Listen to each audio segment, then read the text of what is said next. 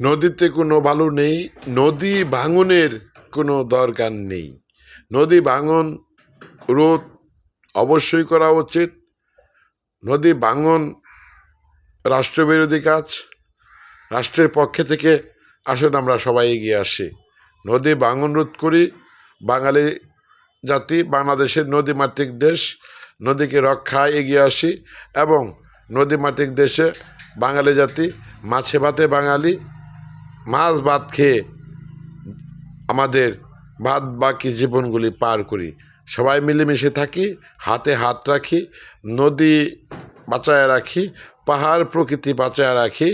এই আহ্বান ব্যক্ত করে দেশবাসী, বিশ্ববাসী এবং মুসলমান ভাইদেরকে সালাম, মাহে রমজানের সালাম এবং আগাও ঈদ উল ফিতরের দাওয়াত রেখে এবং অন্যান্য ধর্মী অবলম্বীদের